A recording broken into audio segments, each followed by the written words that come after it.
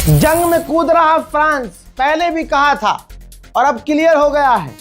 France के राष्ट्रपति Emmanuel Macron ने कहा कि हम 8 युद्धपोत, 2 हेलीकॉप्टर कैरियर और उसके अलावा 1 एयरक्राफ्ट कैरियर मिडिल ईस्ट में अरब सी के अंदर भेजने वाले हैं, मिडिल ईस्ट में तैनात करने वाले हैं ताकि डिफेंसिव ऑपरेशन शुरू कर सकें। जो अरब देशों पर हमले हो रहे हैं हम अपने एयरक्राफ्ट कैरियर से उन्हें रोक सकें। सीधी बात है, अरब को अमेरिका नहीं बचा पा रहा है तो यहाँ अमेरिका हार गया, बुरी तरह से पिट रहा है। तो अब यहाँ पर फ्रांस हीरो बनने के लिए जंग में कूद रहा है और ये जंग वर्ल्ड वॉर की तरफ बहुत करीब जा चुकी है। And we're also setting up, as we speak, a purely defensive mission. This is a support mission, the purpose of which is to work with other European and indeed non-European states. The purpose, again, as soon as possible, when we pull out of the more intensive part of the conflict, to provide escorts, container ships to gradually reopen the Strait of Hormuz, which is of course a passage for international trade. It also Iran के national security adviser ने कहा है, Larijani ने, कि ऐसा हो ही नहीं सकता कि अमेरिका इजराइल आग लगाएं और इलाके में स्ट्रेट ऑफ हॉर्मुज में शांति आ जाए। उनको ये आग लगाना बंद करना होगा, तभी इलाके में शांति आएगी। ईरान ने कहा है कि हमारा जो कश आइलैंड है, वहां कश आइलैंड में हमारी वाटर चेन है, वाटर सप्लाई है, तो हमारे किसी दूसरे पड़ोसी देश की मदद से उस वाटर सप्लाई मशीनरी को, सिस्टम को कश आइलैंड पर अमेरिका ने निशाना बनाया है। तो यानी एक ऐसा देश का अब नाम आने वाला है जिस पर अब ईरान हमले करेगा। मेरे दोस्तों, अरब सागर में ईरान का एक वॉरशिप था जिस पर अमेरिका ने हमला कर दिया है। देख लीजिए।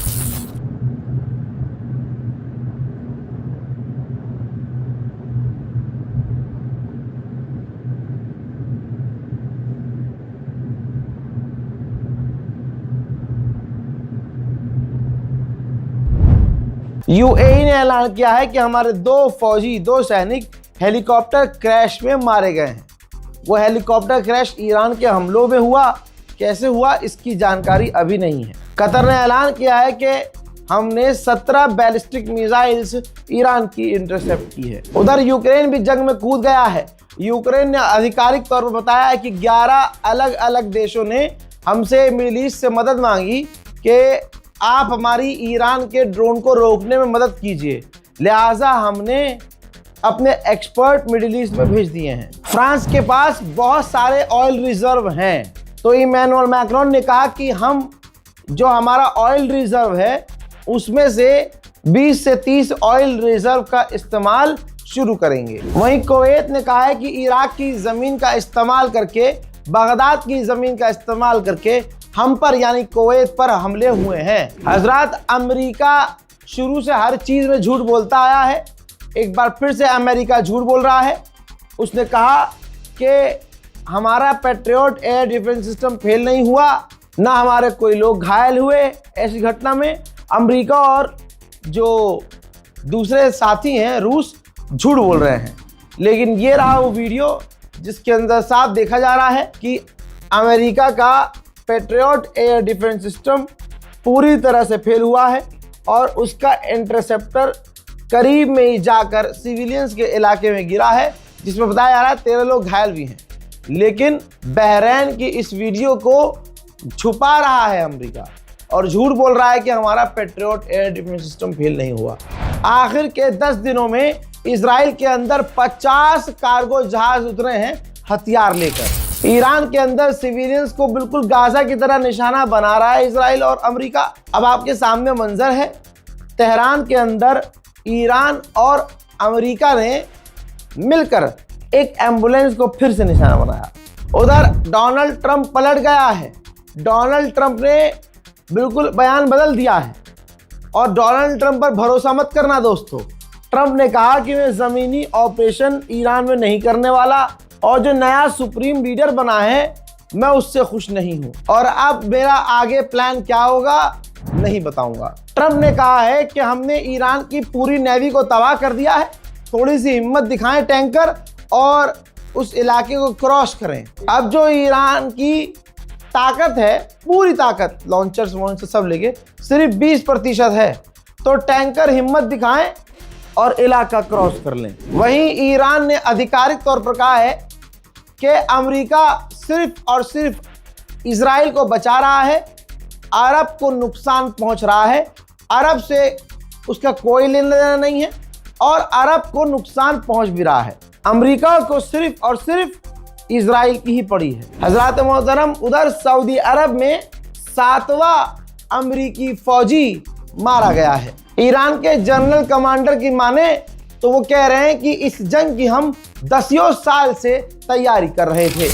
ईरान के विदेश मंत्री ने कहा कि जंग को 9 दिन हो चुके हैं, तेल के दाम डबल हो चुके हैं, अमेरिका हमारे न्यूक्लियर फैसिलिटी, ऑयल फैसिलिटी और सिविलियंस फैसिलिटी को निशाना बनाने वाला है और बना रहा है।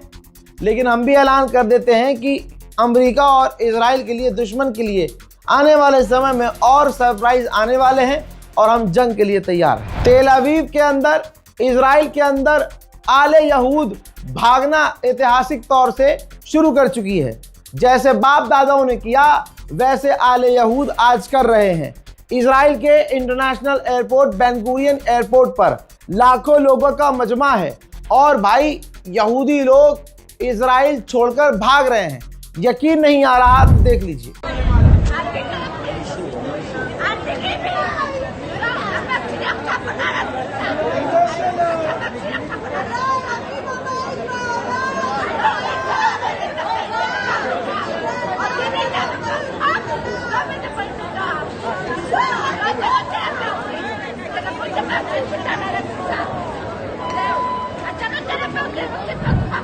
सऊदी अरब में अमेरिका के कई सारे मिलिट्री बेस हैं। खबर यह है कि उनमें से अमेरिका अपना एक अमेरिकी मिलिट्री बेस सऊदी अरब में खाली करवा रहा है। ईरान ने खुर्रम शहर 4 मिसाइल दागी थी और ये मिसाइल दागने से पहले अमेरिका 11 मरतबा कह चुका है कि हमने उनके लॉन्चर्स तबाह कर दिए हैं।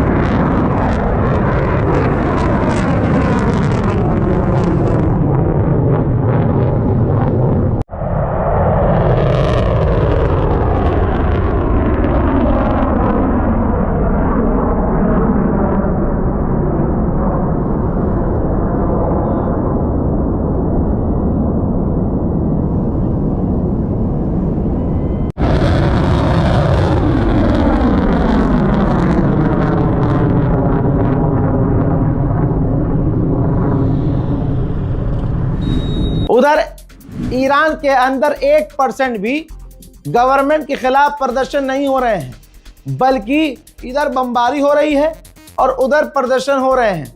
ईरान के समर्थन में हो रहे हैं। ईरान के सुप्रीम लीडर और अब उनके बेटे जो लीडर बने हैं, सुप्रीम लीडर मुश्तबा खामनाई, उनके सपोर्ट में प्रदर्शन चल रहे हैं। देख लो।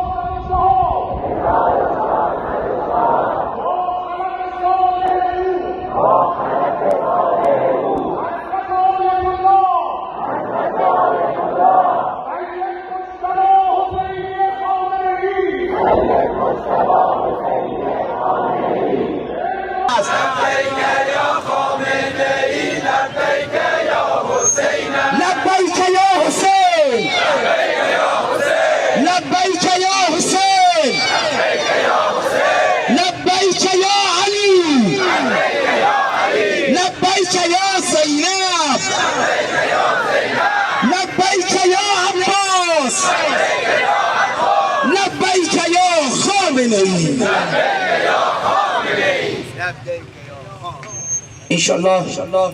अजरबैजान को ईरान ने क्लियर कर दिया है और हो सकता है कि अजरबैजान ने कुछ चीज़ें खुद पता कर ली हों। अब अजरबैजान गर्म नहीं हो रहा है, फड़फड़ा नहीं रहा है, यहाँ तक कि उसने ईरान से जो अपना बॉर्डर बंद किया हुआ था वो बॉर्डर खोल लिया है। जो बरतानिया अभी कल तक युद्धपोत भेज रहा था, जो बरतानिया ईरान को जवाब देने की बात कर रहा था, जो बरतानिया ईरान पर हमले करने की बात कर रहा था, अमेरिका को खुश करने के लिए बड़ी बड़ी बातें कर रहा था, अब बरतानिया के प्रधानमंत्री ने देख लिया भाई ईरान बहुत मार रहा है, तो इन्होंने कह दिया कि डी एस्केलेशन पर बात करनी चाहिए।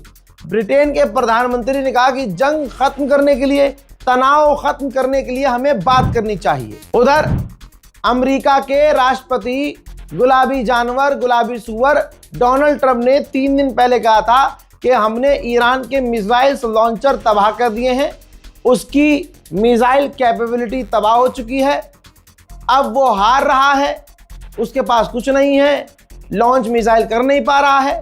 हजरात, मान लिया कि नहीं लॉन्च कर पा रहा है, लेकिन जितनी लॉन्च कर पा रहा है वो भी इन लोगों से नहीं झिल रही है।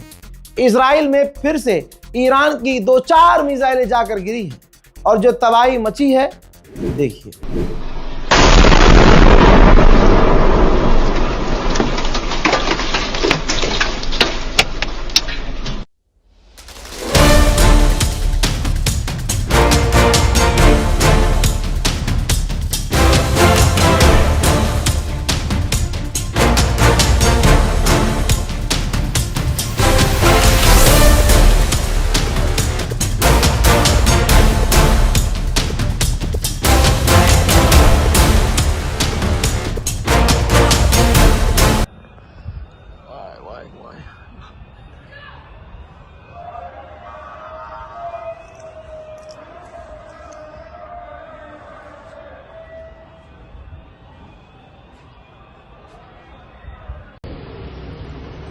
נפילה ברמלה,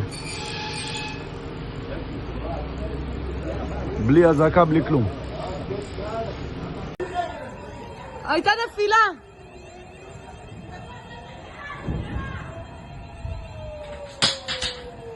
הנה, תראו מה הולך. פגעו פה איך קוראים לזה? בצלחות.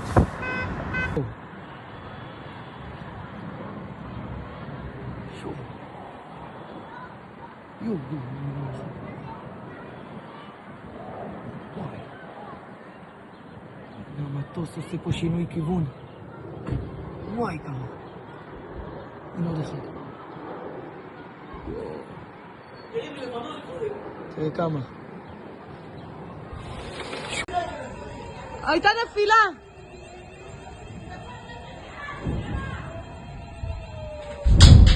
मेरे दोस्तों, अब यहूदी चुप नहीं रह पा रहे हैं।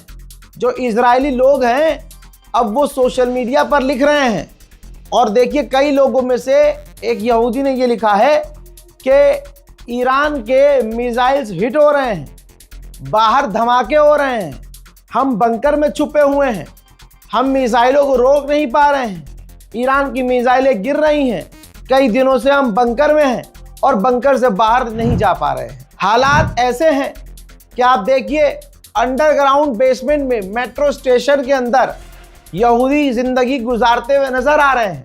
मेट्रो स्टेशन में यहूदी सो रहे हैं। ऐसी हालत ईरान ने कर दी है इनकी। इजराइल पर जो ईरान के मिसाइल और ड्रोन गिर रहे हैं उनको छुपा रहा है अमेरिका और इजराइल, छुपा रहे हैं, दोनों ही छुपा रहे हैं, नुकसान नहीं दिखा रहे हैं। लेकिन एक बड़ा अपडेट आया है, ईरान के हमलों में एक और यहूदी की इजराइल में मौत हुई है। अमेरिका के विदेश मंत्री ने कहा कि अब हमारा मकसद यही है कि हम उनकी फौज, उनकी नेवी, उनकी मिसाइल्स, उनके ड्रोन, उनके हथियारों को खत्म कर दें ताकि दुनिया सेफ हो जाए। यही अमेरिका का राष्ट्रपति एक दिन पहले तक कह रहा था कि हमारा मकसद है कि हम ईरान की रिजीम गिरा दें।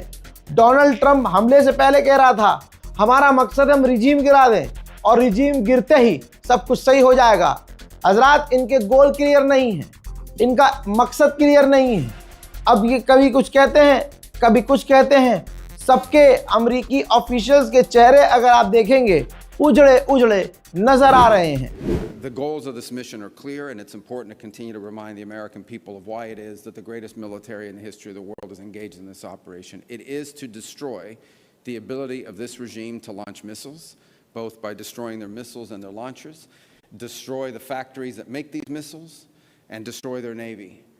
इजरायली ऑफिशियल ने कहा कि ईरान सरेंडर नहीं करेगा।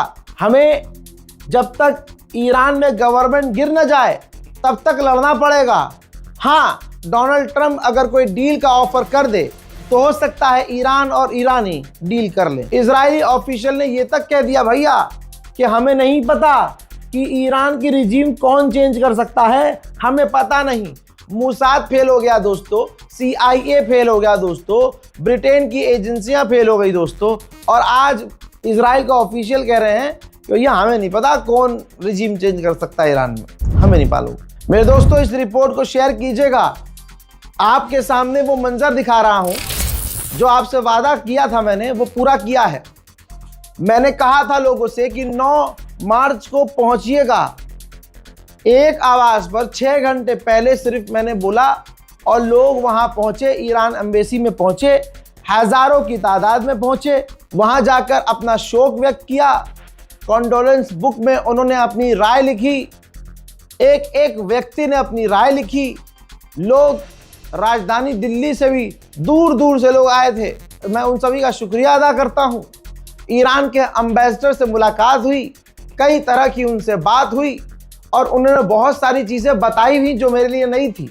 एम्बेसडर से मिलना बिना अपॉइंटमेंट के यह आसान नहीं होता, लेकिन यह आप लोगों की मोहब्बत की ताकत है कि अगले को सोचना पड़ गया कि ऐसा कौन आया है जिसके एक बार कहने पर हजारों की तादाद में लोग वहां पहुंचे। मोहतरम हजरात, आप सभी का मैं जिंदगी भर अगर शुक्रिया अदा करूं तो मैं वो पूरा नहीं कर पाऊंगा। आप सभी का तहे दिल से बहुत बहुत शुक्रिया। फिलहाल के अपडेट में इतना ही। वस्सलाम।